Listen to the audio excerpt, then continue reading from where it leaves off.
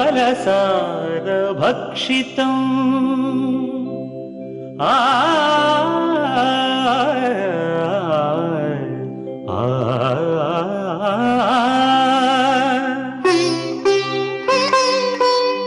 उमासुतम्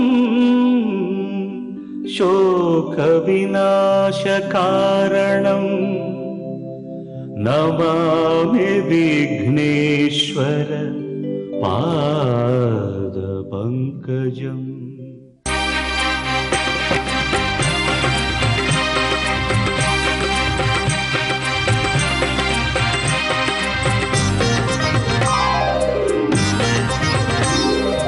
ओम श्रीनिवास ओम श्रीनिवास ओम श्रीनिवास ओम श्रीनिवास நாள்தோறும் உன்னை நான் பாட வேண்டும் நான் பாட உந்தன் அருளாசி வேண்டும் ஏழு ஸ்வரங்களுமே ராகம் இசைத்திடுமே ஏழு ஸ்வரங்களுமே ராகம் இசைத்திடுமே ஏழு மலை கரசே ஏழு மலை கரசே ஓம் ஸ்ரீனிவாசா ஓம் ஸ்ரீனிவாசா ஓம் ஸ்ரீனிவாசா ஓம் ஸ்ரீனிவாசா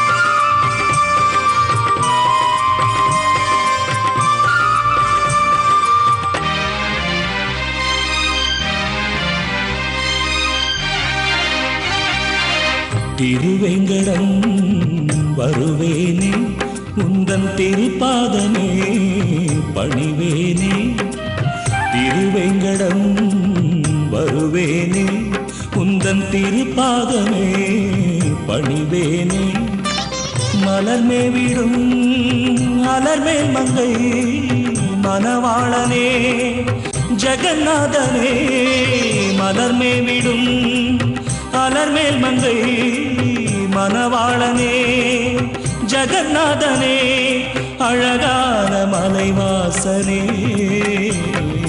ஓம் ஸ்ரீனிவாச ஓம் ஸ்ரீனிவாச ஓம் ஸ்ரீனிவாச ஓம் ஸ்ரீனிவாச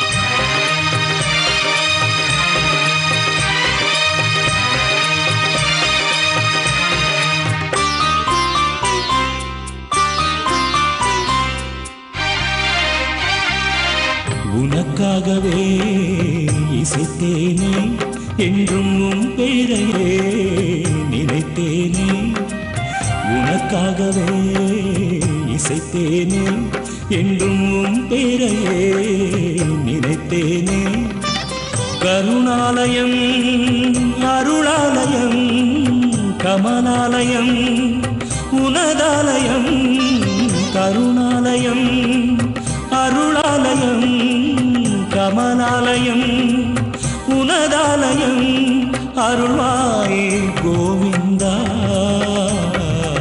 ஓம் ஸ்ரீனிவாச ஓம் ஸ்ரீனிவாச ஓம் ஸ்ரீனிவாச ஓம் ஸ்ரீனிவாச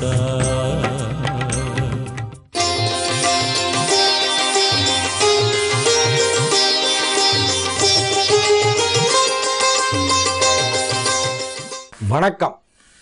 திங்கட்கிழமை ஜூலை மாதம் 23ஆம் தேதி நந்தன வருஷம் ஆடி மாதம் 8ஆம் தேதி. இன்றைய நட்சத்திரம் பூரம். பகல் 12:15 வரையிலே, மத்தியானம் 12:15 வரைக்கும் பூரம், அதன் பிறகு உத்திரம். திதி வளர்பிறை பஞ்சமி. யோகம் சித்த யோகம். மகர ராசிக்கு மாலை 6:11 வரையிலே சந்திராஷ்டமம். சாயந்தரம் 6:11 வரை மகர ராசிக்கு சந்திராஷ்டமம், அதன் பிறகு கும்ப ராசிக்கு சந்திராஷ்டமம் ஆரம்பமாகிறது. 6:11 முதல் கும்ப ராசிக்கு சந்திராஷ்டமம் சாயந்தரம். இன்றைய சிறப்புகள் என்னவென்றால், ஆடிப்பூரம், திருவாடிப்பூரம், ஆண்டாள் நாச்சியார் திரு அவதாரம் செய்த நாள், ஆடிப்பூர துதித்தாள். இன்றைய தினம் கருட பஞ்சமி. 2 சிறப்புகள், திதியும் ஒரு விசேஷம், நட்சத்திரமும் ஒரு விசேஷம். ஆடிப்பூரம், கருட பஞ்சமி. ராகு காலம் காலை 7:30 மணி முதல் 9 மணி வரை, யமகண்டம் காலை 10:30 மணி முதல் 12 மணி வரை, குளிகை நேரம் மதியம் 1:30 மணி முதல் 3 மணி வரை. நல்ல நேரம் என்னும் சுபகோரைகள் பகல் 12 மணி முதல் மதியம் 2 மணி வரை, 3 மணி முதல் 4 மணி வரை, மாலை 6 மணி முதல் இரவு 9 மணி வரை. இன்றைய கிரக நிலவரம்: ரிஷபத்தில் குரு சுக்கிரன் கேது, மிதுனத்தில் புதன், கடகத்தில் சூரியன், சிம்மத்தில் சந்திரன், கன்னியில் செவ்வாய் சனி, விருச்சிகத்தில் ராகு. மாலை 6:11 சந்திரன் சிம்ம ராசியிலிருந்து கன்னி ராசிக்கு மாற்றமடைகிறது.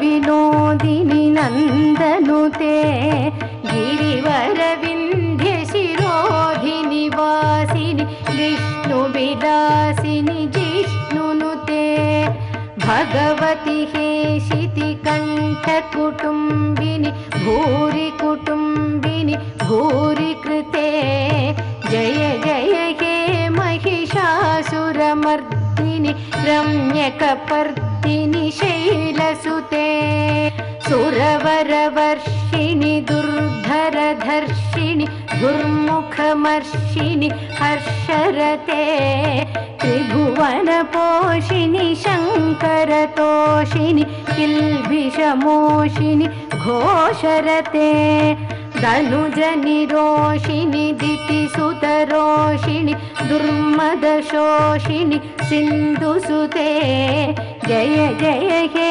महिषासुरमर्दिनि रम्यकपर्दिनि शैलसुते अयि जगदम्ब मदम्ब कदम्ब वनप्रियवासिनि आसरते शिखरि शिरोमणि तुंग हिमालय शृंगनिजालय मध्यगते मधुमधुरे मधुकैटभगञ्जिनि कैटभभञ्जिनि रासरते जय जय हे महिषासुरमर्दिनि रम्यकपर्दिनि शैलसुते अयि शतखण्ड विखण्डित रुण्ड वितुण्डित शुण्ड गजाधिपते रिपु गजगण्ड विदारण चण्ड पराक्रम शुण्ड मृगाधिपते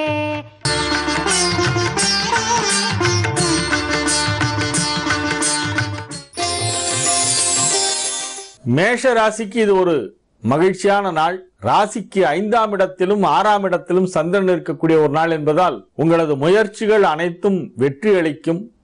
தொழில் நிமித்தமான சில நல்ல தகவல்கள் வந்து சேரும். ஒரு சிலருக்கு பாராட்டுகள் கிடைக்க வாய்ப்பு இருக்கிறது. பொது வாழ்க்கையிலே ஈடுபட்டுள்ளவர்களுக்கு சில கௌரவ பதவிகள் கிடைக்கலாம். நன்மைகள் அதிக அளவிலே நடைபெறும். பொருளாதார ரீதியாக நல்ல முன்னேற்றம் ஏற்படும். ஆரோக்கியம் சிறப்பாக இருக்கும். குடும்பத்திலே மகிழ்ச்சியான சம்பவங்கள் நடைபெறும். குடும்பத்தாருடன் இந்நாளை மகிழ்ச்சியாக கழிப்பீர்கள். ரிஷப ராசிக்கு இது ஒரு நன்மைகள் நடைபெறும் நல்ல நாளாக விளங்குகிறது. ராசிக்கு 4ஆம் இடமாகிய சிம்மத்திலே சந்திரன் மாலை 6:11 வரை இருக்கிறது. அதன் பிறகு 5ஆம் இடம் வந்து விடுகிறது. 5ஆம் இடத்திற்கு வந்த பிறகு குரு பார்வையிலே சந்திரன் இருக்கிறது. ஆகவே நன்மைகள் அதிக அளவிலே நடைபெறும் எனலாம். தொழில் ரீதியாக சில பயணங்கள் ஒரு சிலருக்கு ஏற்படும். ஒரு சிலர் இடமாற்றம் பெறுவர். பணியிட மாற்றம் கிடைக்க வாய்ப்பு இருக்கிறது. பதவி உயர்வுடன் கூடிய பணியிட மாற்றமாக அது இருக்கலாம். அரசு பணியில் உள்ளவர்கள், வங்கி பணியாளர்களுக்கெல்லாம் இந்நாளிலே பதவி உயர்வுக்கான வாய்ப்பு சற்று அதிகமாக காணப்படுகிறது. நன்மைகள் அதிக அளவிலே நடைபெறும். பொதுவாக இந்நாளிலே உங்களது ஆரோக்கியம் சிறப்பாக இருக்கும். மகிழ்ச்சியான தகவல்கள் வந்து சேரும். மிதுன ராசிக்கு இது ஒரு நன்மைகள் நடைபெறும் நல்ல நாள். ராசி அதிபதி புதன் வலுவான நிலையிலே ராசியிலேயே ஆட்சி பலம் பெற்றிருக்கிறது. 2, 3 ஆகிய வீடுகளுக்கு அதிபதியான கிரகங்கள் பரிவர்த்தனை பெற்றிருக்கின்றன. 2 சந்திரன் 3லும் 3 சூரியன் 2லுமாக இடம் மாறி அமைந்திருப்பதால் அது ஒரு யோகம். பொருளாதார ரீதியாக நல்ல முன்னேற்றம் ஏற்படுகின்ற வாய்ப்பு இந்நாளிலே காணப்படுகிறது. நன்மைகள் சற்று அதிகமாக நடக்கும் என்று சொல்லலாம். ராசி அதிபதி வலுவாக இருப்பதால் இப்பொழுது உங்களுடைய ஆரோக்கியமும் சிறப்பாக இருக்கும். எதிர்பார்த்த இடங்களிலிருந்து உங்களுக்கு கிடைக்க வேண்டிய தொகை கிடைக்கும். பொருளாதார முன்னேற்றம் நன்றாக இருக்கும். கடக ராசிக்கு இது ஒரு நன்மைகள் நடைபெறும் நல்ல நாள். ராசி அதிபதியும் 2 சூரியனும் பரிவர்த்தனை பெற்றிருக்கின்றன. மாலை நேரத்திலே சந்திரன் 3ஆம் இடம் சென்று அங்கு குருவால் பார்க்கப்படுகிறது. ராசிக்கு யோகாதிபதியான செவ்வாயுடன் சந்திரன் இணைந்து குருவால் பார்க்கப்படுகிறது. ஆகவே நன்மைகள் அதிக அளவிலே நடைபெறக்கூடிய ஒரு நல்ல நாளாக இந்நாள் இருக்கும். உங்களுடைய திட்டங்கள் அனைத்தையும் வெகு சாமர்த்தியமாக செய்து முடிப்பீர்கள். அலுவலகத்திலே உங்களது பணிகளை வெகு விரைவாக செய்து விடுவீர்கள். சுய தொழில் செய்பவர்களுக்கு இந்நாளிலே பொருளாதார ரீதியாக நல்ல முன்னேற்றம் ஏற்பட வாய்ப்பு இருக்கிறது. இல்லத்தரசிகள் மிகவும் மகிழ்ச்சியாக இருப்பார்கள். மாணவ மாணவியருக்கு கல்வி முன்னேற்றம் வெகு சிறப்பாக இருக்கும். ப்ரொஃபஷனல் கோர்ஸ் சேருவதற்கு முயற்சி செய்து கொண்டிருக்கும் மாணவ மாணவியருக்கு அதற்கான வாய்ப்பு கிடைத்து இந்த நாளிலே ஃபீஸ் கட்டுவீர்கள். நன்மைகள் அதிக அளவிலே நடைபெறுகின்ற ஒரு நல்ல நாள். சிம்ம ராசிக்கு இது ஒரு மிக சிறந்த நன்மைகள் நடைபெறும் நல்ல நாளாக விளங்குகிறது. மாலை 6:11 வரை ராசியில் இருக்கும் சந்திரன் பிறகு 2ஆம் இடம் சென்று அங்கே கன்னியில் உள்ள சனி செவ்வாயோடு இணைந்து குருவால் பார்க்கப்படுகிறது. இந்நாளிலே உங்களது முயற்சிகள் அனைத்தும் வெற்றி பெறும். வழக்குகள் ஏதேனும் நடைபெற்றுக் கொண்டிருந்தால் அதிலே மகத்தான வெற்றி கிடைக்கக்கூடிய வாய்ப்பு இருக்கிறது. நன்மைகள் அதிக அளவிலே நடைபெறும் ஒரு நல்ல நாளாக இந்நாள் விளங்கும். குடும்பத்திலே சுப விசேஷங்கள் நடத்துவது பற்றிய பேச்சுவார்த்தைகள் நடைபெறும். உடன் பிறந்த சகோதர சகோதரிகளின் இல்லத்தில் நடைபெறவிருக்கும் சுப விசேஷங்களுக்கு நீங்கள் முக்கிய பங்காற்றுவீர்கள். குடும்பத்தாரின் ஒத்துழைப்பு, உற்றார் உறவினர் ஒத்துழைப்பு சற்று அதிகமாக கிடைக்கக்கூடிய ஒரு நாளாக இந்நாள் இருக்கும். கன்னி ராசிக்கு இது ஒரு நன்மைகள் நடைபெறும் நல்ல நாள். ராசி அதிபதி புதன் 10ஆம் இடத்திலே ஆட்சி பலம் பெற்றிருக்கிறது. ராசிக்கு குரு பார்வை. ராசியில் உள்ள சனி செவ்வாய் ஆகிய கிரகங்களுடன் சந்திரனும் வந்து இணைகிறது மாலை நேரத்திலே. இந்த 3 கிரக சேர்க்கை குரு பார்வையிலே ஏற்படுவதால் இது ஒரு மிகப்பெரிய யோகமாக கருத வேண்டும். நன்மைகள் அதிக அளவிலே நடைபெறக்கூடிய ஒரு நல்ல நாளாக இந்நாள் விளங்குகிறது. சந்திரமங்கல யோகம் ஏற்படுகின்ற ஒரு நாள் என்பதால் சொந்த வீடு வாங்கும் முயற்சியிலே ஈடுபட்டுள்ள கன்னி ராசிக்காரர்களுக்கு இப்பொழுது அதை வாங்குவதற்கான வாய்ப்புகள் மிகவும் வலுவாக காணப்படுகின்றன. பொருளாதார நிலையிலே குறிப்பிட்டு சொல்லும்படி நல்ல முன்னேற்றம் ஏற்படும். கல்வி பயிலும் மாணவ மாணவியருக்கு கல்வி முன்னேற்றம் வெகு சிறப்பாக இருக்கும். உயர்கல்விக்கான அனுமதி கிடைக்கும். மகிழ்ச்சியான நிகழ்ச்சிகள் நடைபெறக்கூடிய ஒரு நல்ல நாள். துலா ராசிக்கு இது ஒரு நன்மைகள் நடைபெறும் நல்ல நாளாக விளங்குகிறது. ராசிக்கு 11ஆம் இடத்திலே மாலை வரையிலே சந்திரன் இருக்கிறது. பிறகு 12ஆம் இடம் சென்று விடுகிறது மாலை 6:11. 11ஆம் இடத்திலே இருக்கக்கூடிய இந்நாளின் முற்பகுதியிலே உங்களுக்கு நன்மைகள் சற்று அதிகமாக நடைபெறும். 12ஆம் இடத்தில் சந்திரன் சென்று மறைந்தாலும் அது குரு பார்வையிலே இருக்கின்ற காரணத்தினால் அதுவும் உங்களுக்கு நன்மையாகத்தான் இருக்கும். தீமை எதுவும் நடக்காது. எனினும் பகல் பொழுது சற்று அதிக நன்மை நடைபெறும். தொழில் தொடர்பான சில முக்கியமான பேச்சுவார்த்தைகளை இந்த நாளிலே நீங்கள் நிகழ்த்துவீர்கள். அதிலே சில நல்ல முடிவுகள் எட்டப்படும். உங்கள் தொழில் தொடர்பான சிக்கல்கள் ஏதேனும் இருந்தால் யாருடன் பிரச்சனையோ அவர்களையே அழைத்து நேரில் உட்கார வைத்து பேசி அதற்கு ஒரு சுமூகமான தீர்வு காணுவதற்கான வாய்ப்பு இந்நாளிலே இருக்கிறது. தொழில் தொடர்பான அனைத்து சர்ச்சைகளும் தீரும். பிரச்சனைகளை எல்லாம் பேச்சுவார்த்தை மூலமாக தீர்க்கலாம். இந்நாளிலே தொழில் வளர்ச்சி குறிப்பிட்டு சொல்லும்படி சிறப்பாக இருக்கும். விருச்சிக ராசிக்கு இது ஒரு நன்மைகள் நடைபெறும் நல்ல நாளாக விளங்குகிறது. 9ஆம் வீட்டிற்கு அதிபதியான சந்திரன் 10ஆம் இடத்திலும் 11ஆம் இடத்திலும் இருக்கின்ற நாள். 10ஆம் இடத்தில் இருக்கும்பொழுது 9, 10 குடையவர்கள் பரிவர்த்தனை. 11ஆம் இடத்திற்கு வந்த பிறகு குரு பார்வை சந்திரனுக்கு கிடைக்கிறது. ஆகவே அதிக அளவிலே நன்மைகள் நடைபெறும். ராசி அதிபதி செவ்வாயோடு சந்திரன் இணைகிறது. பிறகு குருவால் பார்க்கப்படுகிறது. ஆகவே மிகப்பெரிய வெற்றிகள் கிடைக்கக்கூடிய ஒரு நாளாக இந்த நாள் இருக்கும். நீங்கள் எதை முயற்சி செய்து கொண்டிருக்கிறீர்களோ அது வெற்றிகரமாக நடந்து முடியும். தொழில் தொடர்பான மிகப்பெரிய முயற்சிகளெல்லாம் வெற்றி பெறுகின்ற ஒரு அற்புதமான ஒரு தருணம். வழக்குகள் ஏதேனும் நடைபெற்று கொண்டிருந்தால் அது உங்களுக்கு மிகவும் சாதகமாக இப்பொழுது முடிந்துவிடும். பதவி உயர்வு கிடைப்பதற்கான வாய்ப்பு மிகவும் வலுவாக இருக்கிறது. நன்மைகள் அதிக அளவிலே நடைபெறக்கூடிய ஒரு நல்ல நாளாக விருச்சிகத்திற்கு இந்நாள் விளங்கும். தனுசு ராசிக்கு இது ஒரு நன்மைகள் நடைபெறும் நல்ல நாள். ராசிக்கு 9ஆம் இடத்திலும் பிறகு 10ஆம் இடத்திலும் சந்திரன் உலவக்கூடிய ஒரு நாள் என்பதால் நன்மைகள் சற்று அதிகமாக நடைபெறும். 7-10க்கு அதிபதியான புதன் 7ஆம் இடத்தில் அமர்ந்து கொண்டு ராசியை பார்த்து கொண்டிருக்கிறது. ஆகவே தொழில் வளர்ச்சி சிறப்பாக இருக்கும். அலுவலகத்திலே இருந்த மனஸ்தாபங்களெல்லாம் நீங்கி நல்லிணக்கம் அனைவரோடும் ஏற்படுகின்ற ஒரு நாளாக இந்த நாள் இருக்கும். உயரதிகாரிகளுடன் உங்களுக்கு இருந்த பிணக்கு நீங்கும். சக ஊழியர்களுடன் நிலவி வந்த கருத்து வேற்றுமைகள் மறையும். சந்தோஷமான சூழ்நிலை நீங்கள் பணிபுரியும் இடத்திலே ஏற்படுவதற்கான வாய்ப்பு இருப்பதை கிரக நிலவரம் உணர்த்துகின்றது. நன்மைகள் அதிக அளவிலே நடைபெறுகின்ற ஒரு நல்ல நாள் என்று இந்நாளை சொல்லலாம். மகர ராசிக்கு மாலை 6:11 வரையிலே சந்திராஷ்டமம் இருக்கிறது. முக்கியமான பணிகள் ஏதேனும் இருந்தால் அதை மாலை நேரத்திற்கு பிறகு செய்ய வேண்டும். மாலை 6:11 வரை சந்திராஷ்டமம் இருக்கிறது.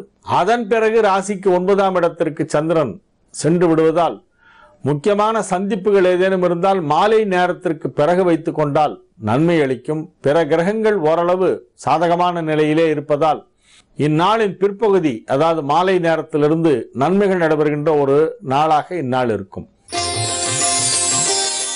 கும்பராசிக்கு மாலை 6:11 வரையிலே மிகவும் சாதகமான ஒரு கிரக நிலவரம் இருக்கிறது. அனைத்து விதமான நன்மைகளும் இந்நேரத்திலே உங்களுக்கு நடக்கும். தொழில் தொடர்பான புதிய வாய்ப்புகள் ஒரு சிலருக்கு கிடைக்கும். கலைத்துறை சம்பந்தப்பட்டவர்களுக்கு புதிய வாய்ப்புகள் எல்லாம் கிடைக்கின்ற ஒரு நாள். அரசாங்க தொடர்புடைய பணியிலே இருப்பவர்களுக்கு நன்மைகள் அதிகமாக நடைபெறும். மருத்துவத்துறை சார்ந்தவர்களுக்கு மிகப்பெரிய நன்மைகள் எல்லாம் நடைபெறுகின்ற ஒரு நல்ல நாள். இந்நாளின் மாலை நேரத்திலே உங்களுக்கு சந்திராஷ்டமம் ஆரம்பமாகிறது. 6:11 சந்திராஷ்டமம் ஆரம்பமாகிறது. ஆகவே அதற்கு முன்பாக உங்களுடைய முக்கியமான பணிகளை எல்லாம் நீங்கள் முடித்துக் கொள்ள வேண்டும். மாலை நேரத்திற்கு பிறகு யாருடனும் முக்கியமான பேச்சுவார்த்தைகள் நடத்துவது உகந்ததல்ல. மீன ராசிக்கு இது ஒரு நன்மைகள் நடைபெறும் நல்ல நாளாக விளங்குகிறது. ராசிக்கு 6ஆம் இடத்திலும் 7ஆம் இடத்திலும் சந்திரன் சஞ்சரிக்கின்ற ஒரு நாள் என்பதால் அதிக அளவிலே நன்மைகள் நடைபெறும் என எதிர்பார்க்கலாம். பொதுவாக 6ஆம் இடத்து சந்திரன் என்பது நன்மை செய்யும். அது மறைவு ஸ்தானமாக இருந்தாலும் கோச்சாரத்திலே சந்திரனுக்கு 6ஆம் இடம் நன்மை அளிக்கும் இடம். 7ஆம் இடம் சென்ற பிறகு ராசிக்கு நன்மை செய்யும் 2 கிரகங்கள் ஒன்றாக சேருகின்றன. 5 சந்திரனும் 9 செவ்வாயும் அங்கே ஒன்றாக இணைகின்றன. குருவால் பார்க்கப்படுகின்றன. குரு பார்வை 7ஆம் இடத்திற்கு இருக்கிறது. அங்கே சந்திரன் செவ்வாய் சனி சேர்க்கை ஏற்படுவதால் உங்களுக்கு நன்மைகள் தான் நடைபெறும். ஆகவே இந்நாளின் முற்பகுதியான மாலை 6:11 வரையிலும் அதற்கு பிறகு உள்ள பிற்பகுதி ஆகிய இரண்டுமே மீனராசிக்கு அதிக அளவிலே நன்மைகள் நடைபெறக்கூடிய வாய்ப்புள்ள ஒரு கிரக நிலவரத்தை கொண்டிருக்கிறது. இந்நாள் அதிக நன்மைகள் நடைபெறும். பொருளாதார முன்னேற்றம் மிகச் சிறப்பாக இருக்கும். தொழில் புரியும் இடத்திலே உள்ள சர்ச்சைகள் ஏதேனும் இருந்தால் அவையெல்லாம் தீர்ந்துவிடும். வழக்கு வியாஜ்யங்களிலே வெற்றி கிடைக்க வாய்ப்பு இருக்கிறது. பொருளாதார நிலை, தொழில், ஆரோக்கியம், குடும்பம் ஆகிய அனைத்தும் வெகு சிறப்பாக இருக்கக்கூடிய ஒரு நல்ல நாளாக இந்நாள் விளங்கும். ஒரு சிறிய இடைவேளைக்கு பிறகு பரிகார ஸ்தலங்கள் பகுதியிலே நட்சத்திரங்களின் ஆலயங்கள் பகுதியை பார்ப்போம்.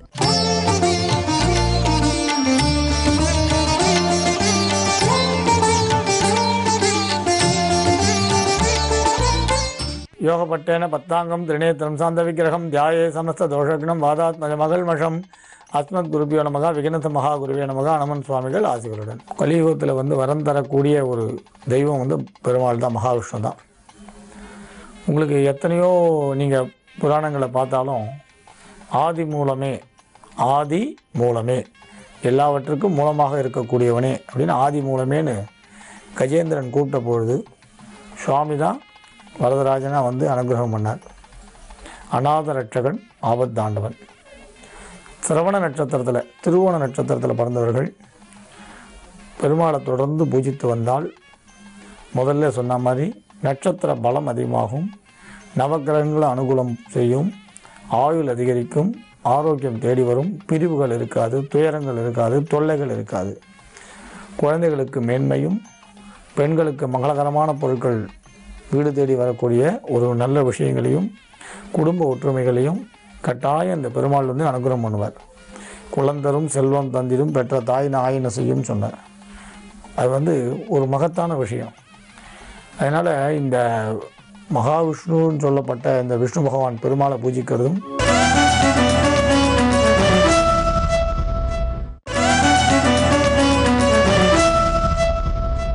எது கிடைக்காது அப்படின்னு பார்த்தா அந்த மாதிரி ஒன்று இல்லவே இல்லை. எது கிடைக்கும்னு பார்த்தா எல்லாமே கிடைக்கும்.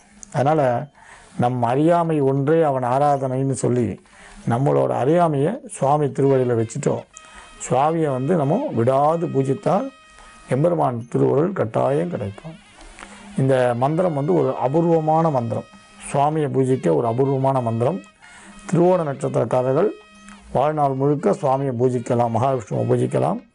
இந்த மந்திரத்தை 108 அல்லது 108 முடியல 28, அப்படி 108 ஜபிக்க முடியல 28. எல்லா மந்திரங்களுக்கும் நாங்கள் பொதுவாக சொல்கிறது அந்தந்த நட்சத்திரத்துக்குரிய மந்திரங்கள் நாம் சொல்கிறோம் இல்லையா. 27 மந்திரத்தையும் மொத்தமாக அந்தந்த நட்சத்திரக்காரர்கள் ஜபிக்க முடியலன்னா 28 உரு ஜபித்தா கூட போகும். உங்களுக்கு சொல்லப்பட்ட மந்திரத்தை 108 உரு பண்ண முடியல, 1008 பண்ண முடியலன்னா 28ஆவது பண்ணுங்கள். மற்றவர்கள் ஒரு மண்டலம் இல்லை 2 மண்டலம் ஜபித்தா போகிறோம். இப்போ திருவோண நட்சத்திரக்காரர்கள் தொடர்ந்து ஜபிக்கலாம், மற்றவர்கள் ஒரு மண்டலம் இல்லை 2 மண்டலம் ஜபிக்கலாம். பெருமாளோட இந்த மந்திரம் தொலைக்காட்சியில் தெரியுது, எழுதிக்குங்க. ஓம் ஹ்ரீம் ஹ்ரீம் ஸ்ரீம் ஸ்ரீம் லக்ஷ்மி வாசுதேவாய நமஹா. மறுபடியும் எழுதிக்குங்க. ஓம் ஹ்ரீம் ஹ்ரீம் ஸ்ரீம் ஸ்ரீம். இது 2 வாட்டி எழுதணும், எழுதிக்குங்க. ஹ்ரீம் ஹ்ரீம் 2 வாட்டி, ஸ்ரீம் ஸ்ரீம் 2 வாட்டி எழுதினீங்களா? தொலைக்காட்சியில் அது எப்படி தெரியுது பாருங்கள். லக்ஷ்மி வாசுதேவாய, லக்ஷ்மி வாசுதேவாய நமஹா.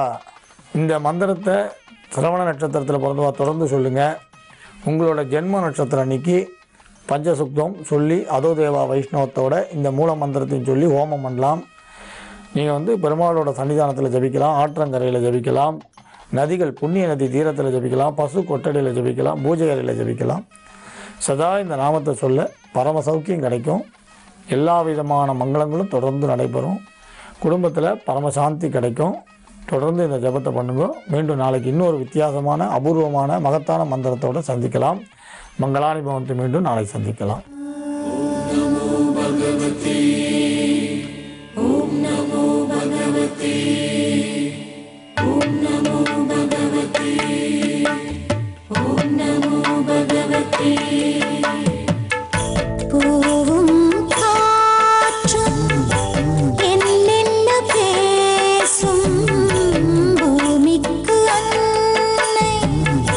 புகழ் தன்னை போற்றும்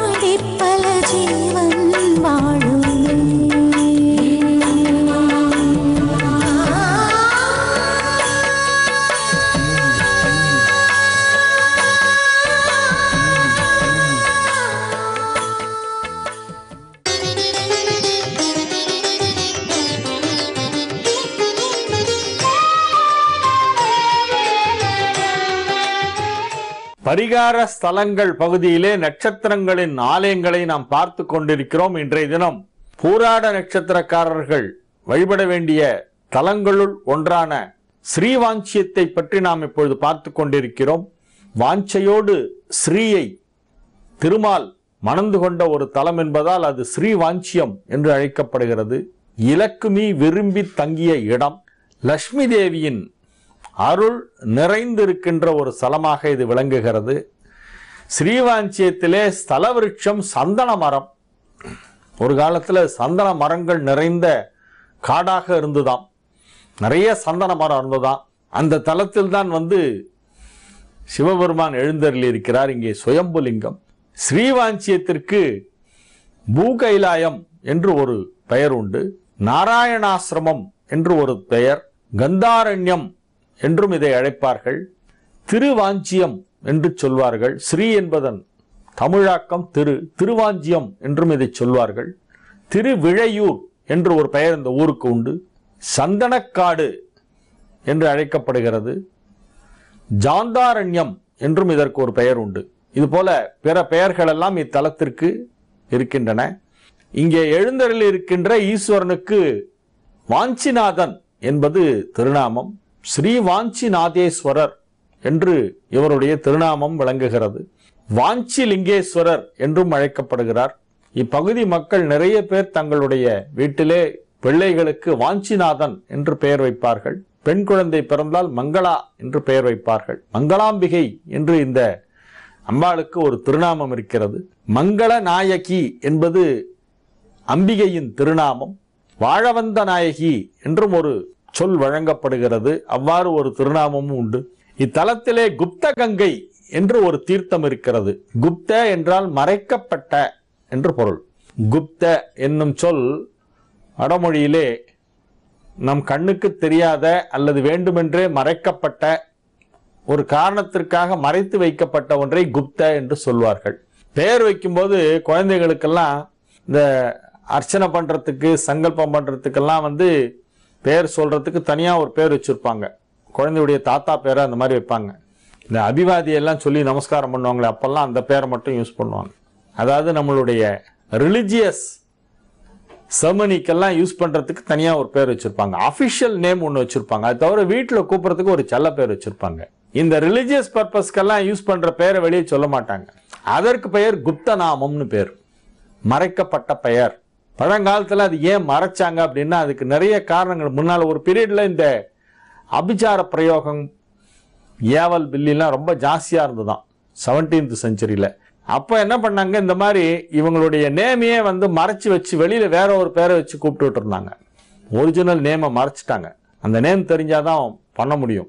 அதுக்காக அந்த நேமை மறைச்சு வச்சுட்டு வேற ஒரு பேர் அபிஷியல் நேம் மாதிரி வெளியே சொல்லிட்டு இருப்பாங்க. அதனாலதான் அதுக்கு குப்த நாமம்னு பேர் வந்தது, மறைக்கப்பட்ட பெயர் அப்படின்னு அர்த்தம். இங்கே தீர்த்தத்துக்கு பெயர் குப்த கங்கை. அப்படின்னா என்ன, கங்கையை மறைச்சு வச்சுட்டாங்களா, கங்கை சொப்பை எடுத்து வைக்கல் கடியில் ஒழிச்சு வச்சுட்டாங்களா அப்படின்னு கேட்கலாம். கங்கை கண்ணுக்கு தெரியாமல் இங்கே இருக்கிறாள் என்பதுதான் அதன் பொருள். காசிக்கு போக முடியல, கங்கையில ஸ்நானம் பண்ணோம் அப்படின்னு ஆசையா இருக்குன்னா கும்பகோணம் கிட்ட இருக்கிற ஸ்ரீவாஞ்சியத்தில் போய் அங்கே இருக்கிற குப்த கங்கை என்னும் அந்த தீர்த்தத்திலே நாம் ஸ்நானம் பண்ணினால் அங்கே கங்கையின் சாநித்தியம் இருக்கிறது. கங்காதேவி அங்கே வாசம் பண்ணுகிறாள், நித்திய வாசம் பண்ணுகிறாள் அப்படிங்கிறது அதோடைய அர்த்தம். இந்த ஸ்ரீவாஞ்சியம் தலத்திலே இருக்கின்ற குப்த கங்கை என்பது கங்காதேவியின் சாநித்தியம் பெற்ற ஒன்று. கண்ணுக்கு தெரியாமல் ஆகாச கங்கையாக இங்கே குப்த கங்கையாக மாறி கங்கை நதியிலே குளித்தால் எப்படி பாவங்கள் எல்லாம் தீருமோ அதை போல இங்கே இதிலே ஸ்நானம் செய்பவர்களின் பல பிறவி பாவங்களை போக்கிக் கொண்டிருக்கின்ற ஒரு கங்கையாக இந்த தீர்த்தம் இருக்கிறது. இது ஒரு மிகவும் புனிதமான ஒரு தீர்த்தம். எல்லாருடைய பாவங்களையும் கங்கை வாங்கிக் கொள்கிறதாம். நமது பாவங்களை எல்லாம் அங்கே கழுவி விடுகிறோம். புறம் தூய்மை அகன் தூய்மை இரண்டையும் கொடுக்க வல்லது கங்கா நதி. அந்த கங்கா நதியே இந்த தலத்திலே வாஞ்சிநாத சுவாமியை வழிபட்டு இருக்கிறது என்பது ஒரு ஐதீகம். கங்கா நதி தாய், அந்த நதி தாய் இங்கு வழிபட்டதாக ஒரு ஐதீகம். ஏனென்றால் அவன் கங்காதரனாச்சே, கங்கை தலையிலே சூடியிருக்கின்ற பெருமானாச்சே. ஆகவே கங்கா நதி இங்கே ஆகாச கங்கையாக குப்த கங்கையாக மறைந்து இங்கே ஈசனை வழிபட்டதாக ஒரு ஐதீகம். இத்தலத்திலே உள்ள யமதர்மராஜா சன்னதியிலே சென்று முதலிலே வழிபட வேண்டும். யமன் உடனே எல்லாரும் அது வழிபாட்டுக்குரிய ஒரு தெய்வமா, யமனெல்லாம் போய் யாருன்னா கும்பிடுவாங்களா அப்படின்னு அது ஏதோ அதை ஒரு நெகட்டிவ் ஃபோர்ஸ் அப்படின்னு நினச்சி பயப்படுவாங்க. அப்படி இல்லை. யம தர்மராஜன்னே அவருக்கு பேரு, தர்மராஜன் அவர் வழிபடணும். தினப்படியே இப்போ இந்த உபநயனம் செய்து பூணல் போட்ட பசங்கள்லாம் சந்தியாவந்தனம்னு பண்ணுவாங்க எங்களில். அதில் யமனுடைய மந்திரம் டெய்லியே சொல்லுவாங்க. ஒரு திசைக்கும் ஒரு அந்தந்த திசை அதிதேவதைகளை எல்லாம் பற்றி சொல்லி வணங்கி கொண்டே வரும்பொழுது தெற்கு திசைக்கு வரும்பொழுது தெற்க பார்த்து யமாய தர்ம ராஜாய மிருத்துவே ஜந்தகாய ஜ வைவஸ்வதாய காலாய சர்வபூத க்ஷயாய ச ஔதும்பராய தத்னாய நீலாய பரமேஷ்டினே மிருகோதராய சித்ராய சித்திரகுப்தாய வை நமஹ சித்திரகுப்தாய வை நம ஒன்னம இதி என்று சொல்லி அந்த யமதர்மராஜாவை தினப்படியே சந்தியாவந்தனம் செய்யும்போது வழிபடுவது வழக்கம்.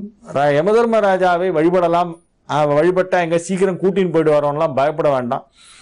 ஆயுள் நீட்டிப்புக்கு இது ஒரு நல்ல வழி. அவர் வேண்டிக்கணும். அதனால ஸ்ரீவாஞ்சியம் செல்பவர்கள் 5 நிலை கோபுரத்தை தாண்டி ராஜகோபுரத்தை தாண்டி உள்ளே சென்ற உடனே இடதுபுறமாக இருக்கின்ற யமன் கோவிலிலே சென்று யமனை வழிபட்டு அதன் பிறகு உள்ளே செல்ல வேண்டும். இங்கே உள்ள மற்ற சன்னதிகள் என்ன, விசேஷங்கள் என்ன, திருவிழாக்கள் என்ன, யாரெல்லாம் இங்கே பாடி இருக்கிறார்கள் என்னும் இத்தலத்தை பற்றிய பிற சிறப்புகளை தொடர்ச்சியாக அடுத்த நிகழ்ச்சிகளிலே பார்ப்போம். இன்றைய தினம் இந்த நிகழ்ச்சியை இத்துடன் நிறைவு செய்து கொண்டு உங்களிடமிருந்து தற்காலிகமாக விடைபெற்றுக் கொள்வது உங்கள் வழிகாட்டி ஜோதிடர் ஹரிகேசநல்லூர் வெங்கட்ராமன். வணக்கம்.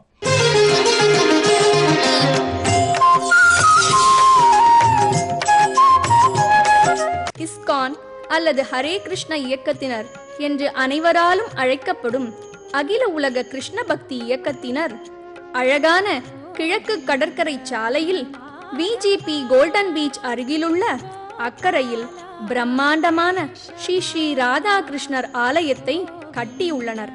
கடந்த ஏப்ரல் 26ஆம் தேதி திருக்கோவில் சம்பிரோக்ஷணமும் விக்கிரக பிரதிஷ்டையும் மிகச் சிறப்பான முறையில் நடைபெற்றது. சமஸ்கிருத புலமையும் சாஸ்திர ஞானமும் மட்டுமின்றி வாஸ்து, சிற்பக்கலை ஆகியவற்றிலும் கைதேர்ந்தவரான திரிதண்டி சந்நியாசி தவ திரு பானுசுவாமி அவர்களின் வழிகாட்டுதலில் பல்லவர் காலத்து கட்டிடக்கலையையும் வட இந்தியாவின் கட்டிடக்கலையையும் இணைத்து சுமார் 10 கோடி ரூபாய் செலவில் அமைக்கப்பட்டுள்ள தமிழகத்தின் மிகப்பெரிய ராதாகிருஷ்ணர் கோவில் காண்போரை கவர்வது உறுதி. ஜெயநந்த முகுந்தா நந்த கோவிந்தா ராதே கோபாலா கோவிந்த. ஸ்ரீமத் பாகவதத்தின் படி ஸ்ரீ கிருஷ்ணரே முழுமுதற் கடவுள். ஆகவே கோவிலின் சந்நிதியின் நடுவில் ஸ்ரீ கிருஷ்ணர் இருக்கிறார். அவர் எப்பொழுதும் தனித்து இருப்பதில்லை. தாய் யசோதை, கோபர்கள் மற்றும் கோபிகைகளுடனேயே இருப்பார். இங்கே ஸ்ரீகிருஷ்ணர் மிக உயர்ந்த பக்தரான ஸ்ரீமதி ராதாராணியுடனும் அவரது தோழிகளான லலிதா, விசாகாவுடனும் காட்சி தருகிறார். வலப்புற சந்நிதியில் சைத்தன்ய மகாபிரபுவும் அவரது சகாவான நித்யானந்தரும் உள்ளனர். பகவானின் திருநாமங்களை உச்சாடனம் செய்வதே கலியுக தர்மம் என்பதை மக்களுக்கு எடுத்து கூறுவதற்காகவே சுமார் 500 வருடங்களுக்கு முன் மேற்கு வங்காளத்தில் தோன்றிய சைத்தன்ய மகாபிரபு ஹரே கிருஷ்ணா கிருஷ்ண கிருஷ்ணா ஹரே ஹரே, ஹரே ராம ராம ராம ஹரே ஹரே என்ற மந்திரத்தை தொடர்ந்து ஜெபம் செய்வதாலேயே ஒருவர் எளிதாக ஸ்ரீ ஸ்ரீ ராதாகிருஷ்ணரின் நிரந்தர சேவையை அடைய முடியும் என போதித்தார். ஆகவே அவர்களுக்கு வலப்புற சந்நிதியில் இடம் உள்ளது. இடப்புறத்தில் ஸ்ரீ ஸ்ரீ ஜெகநாதர், பலதேவர் மற்றும் சுபத்ரைக்கான சந்நிதியும் உள்ளது. ஜெகநாதர் ஸ்ரீ கிருஷ்ணரே ஆவார். பலதேவர் ஸ்ரீ கிருஷ்ணரின் அண்ணனான பலராமர் ஆவார். சுபத்ரை கிருஷ்ணரின் தங்கை ஆவார். ஜெகநாதர், பலதேவர் மற்றும் சுபத்திரையின் இத்திவ்ய ரூபங்கள் ஒரிசாவின் ஜெகநாதபுரியில் பல்லாயிரக்கணக்கான வருடங்களுக்கு முன் பிரம்மதேவரால் பிரதிஷ்டை செய்யப்பட்டு இன்றும் விமரிசையாக வழிபடப்பட்டு வருகிறது. जय नंद मुकुंदा नंद गोविंदा राधे गोपाला गोविंद माधवा गोपाला केशवा. சைதன்ய மகாபிரபு கிருஷ்ணரின் இந்த ரூபத்தில் பற்றுக்கொண்டு பல வருடங்கள் ஒரிசாவின் ஜெகநாதபுரியில் தங்கி ஜெகநாதரை வழிபட்டு வந்தார். ஆகவே இக்கோவிலில் ஜெகநாதரும் பலதேவரும் சுபத்ராவுடன் இடப்புற சந்நிதியில் காட்சி தருகின்றனர். கோவில் என்பது முழுமுதற் கடவுளின் வசிப்பிடம் என்பதால் இது ஒரு பிரபஞ்சத்திற்கு ஒப்பிடப்படுவதுடன் பகவானின் விராட ரூபமாகவும் கருதப்படுகிறது. பல்வேறு நுணுக்கங்களுடனும் சாஸ்திரங்களின் சூஷ்ம விஷயங்களை அனுசரித்து தவ திரு பானுசுவாமி அவர்கள் இக்கோவிலை வடிவமைத்துள்ளார். கோவிலின் நுழைவாயிலில் வேத சாஸ்திரங்களின் அடிப்படையில் பூமண்டலத்தின் அமைப்பு பளிங்கு கற்களில் காட்டப்பட்டுள்ளது. உலகின் மையமாக உள்ள மேருமலையும் அதை சுற்றி அமைந்துள்ள பூலோகத்தின் தீவுகளையும் இதில் காட்டப்பட்டுள்ளது. நம் அனைவருக்கும் தாயான பூமி ஒரு பசுவின் வடிவில் நுழைவாயிலில் காட்சி தருகிறாள். தர்மம் மற்றும் பக்தி சீராக பராமரிக்கப்பட்டு வந்தால் மட்டுமே பூமி தாய் மக்களை தொடர்ந்து போஷிப்பாள். எனவே உலகில் தொடர்ந்து வாழ விரும்பினால் பகவானை வழிபடுதல் மிகவும் அவசியம் என்பதை கன்றுடன் தத்ரூபமாக காட்சி தரும் இந்த பசு எடுத்துரைக்கிறது.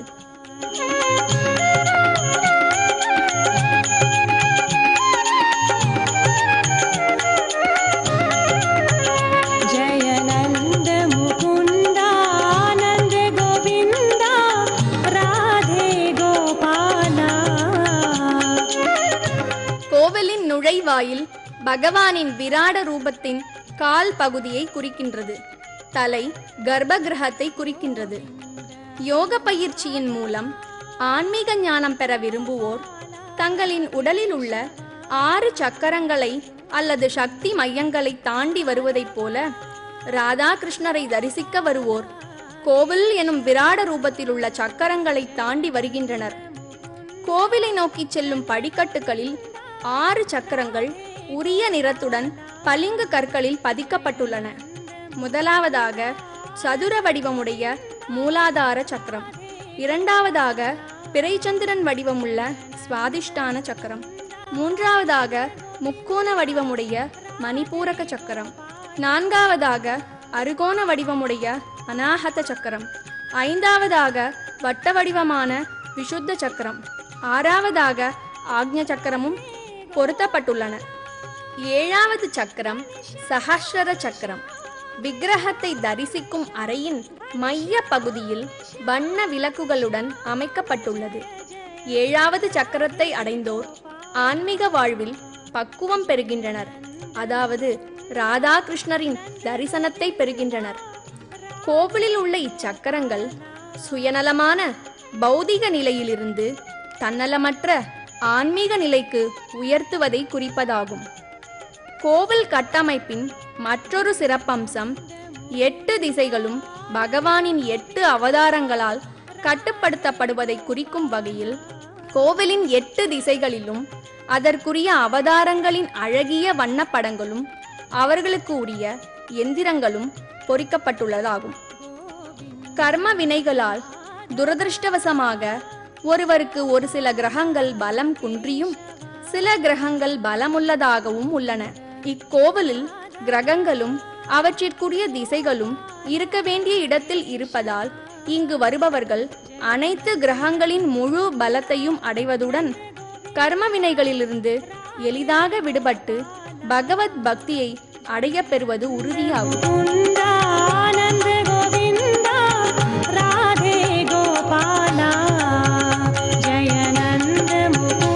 இஸ்கானின் ஸ்தாபக ஆச்சாரியரான ஆசா பக்தி வேதாந்த சுவாமி ஸ்ரீல பிரபுபாதரின் திருவுருவ மூர்த்தியும் கோவிலில் வைக்கப்பட்டுள்ளது.